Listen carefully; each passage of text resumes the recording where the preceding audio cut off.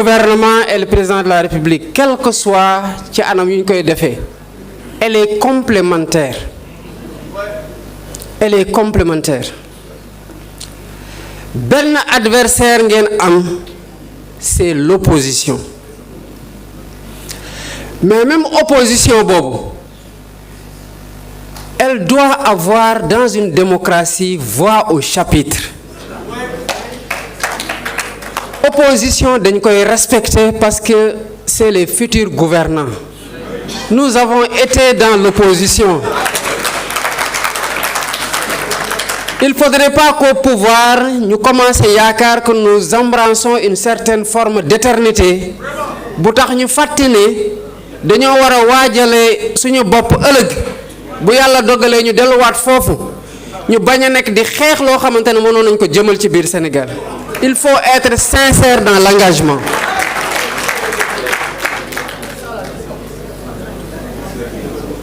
lii moo tax ba ma jàpp ne que le Sénégal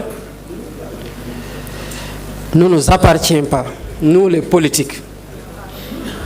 Il appartient à tous les Sénégalais.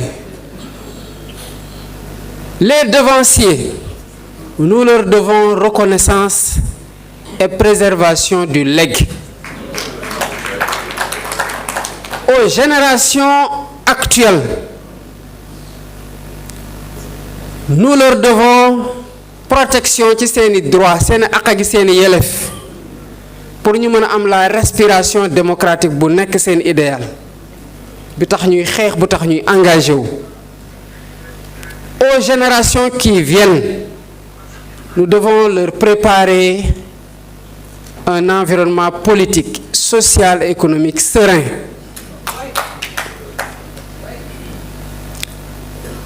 lii nag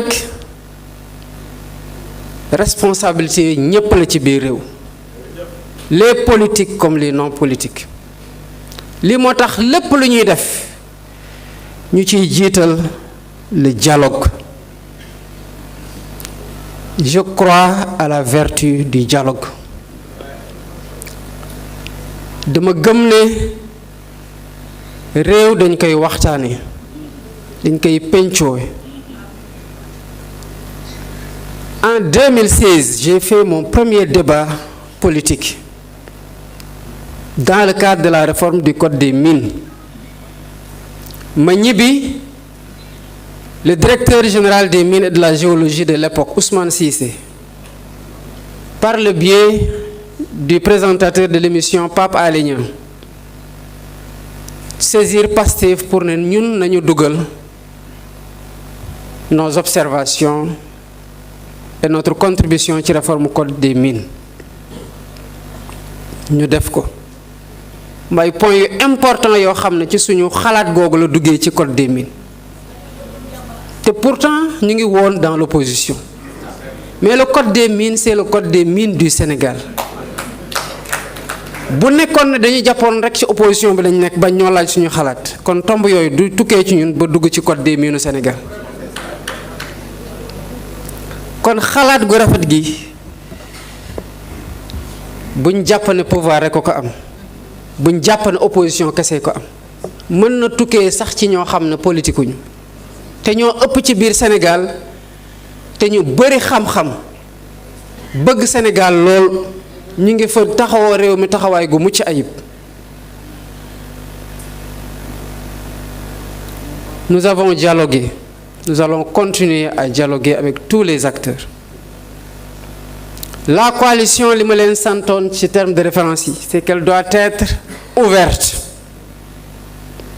elle doit être efficiente, elle doit être opérationnelle et pleinement au service de la vulgarisation de l'action du gouvernement.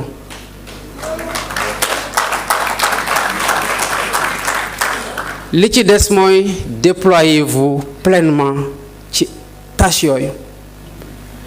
La coalition doit être structurée pour être opérationnelle. loolu moo tax ñu ne restructuration.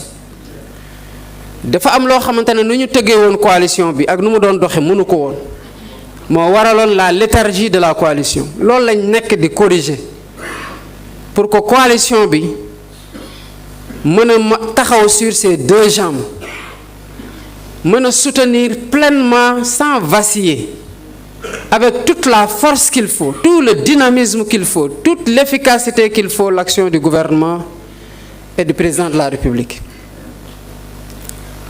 Ne vous en détournez jamais. Ne vous en détournez jamais.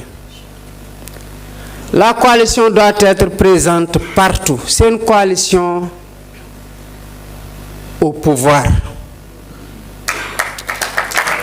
Elle doit être partout, dans tous les départements, dans toutes les communes, dans tous les villages, dans tous les quartiers.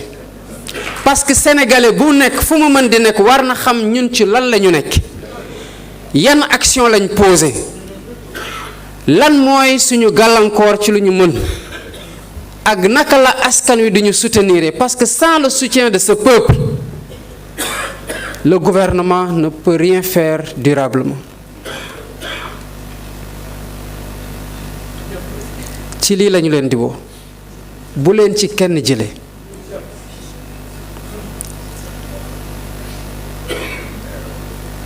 kon ce moment pour man c'est un moment particulièrement important parce que am na li ma jotoon dégg waaye duma ci ñëw parce que c'est pas le plus important. Le plus important mooy ce que nous sommes en train de faire aujourd'hui et vers quoi nous nous projetons. lu nekk dafa am appam app gu ñu toll mooy app liggéey app nekk à l'écoute des préoccupations des Sénégalais app mobiliser suñu énergie yépp collectivement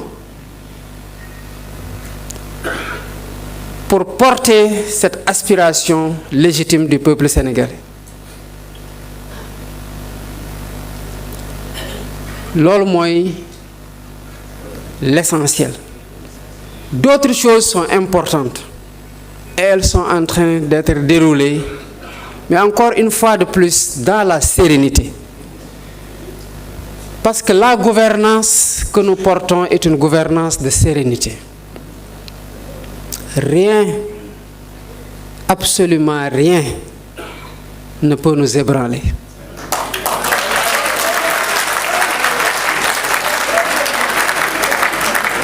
Na seen xel dal bu baax a baax a baax a baax lépp lu ñuy def Sénégal d'abord la ñuy jiital askanu Sénégal la ñuy jiital balaa ñuy xalaat sax suñu bopp.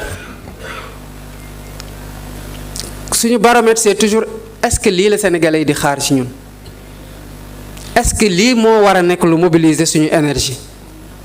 Est-ce que lii moo war a nekk lu ñu nekk di jëfee ak lu ñu war a nekk di waxtaane. Et sous ce rapport nous devons donner le tempo du débat et rester sur ce tempo-là que nous avons donné.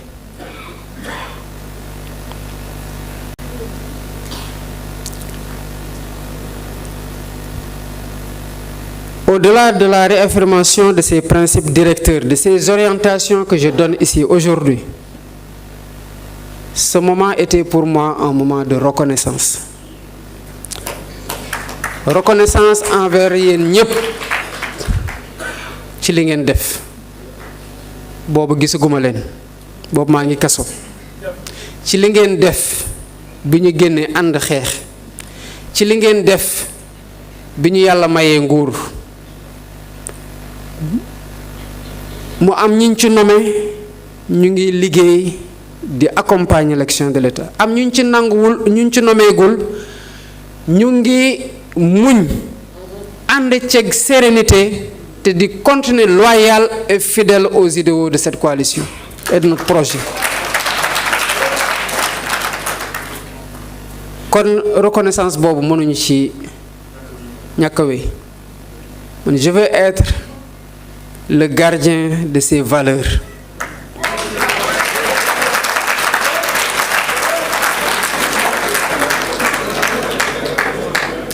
Cette coalition Je ne la trahirai jamais.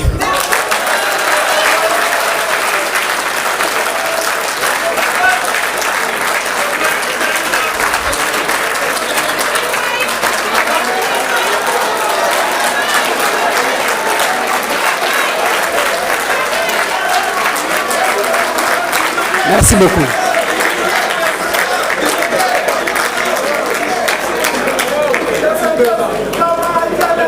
Donc,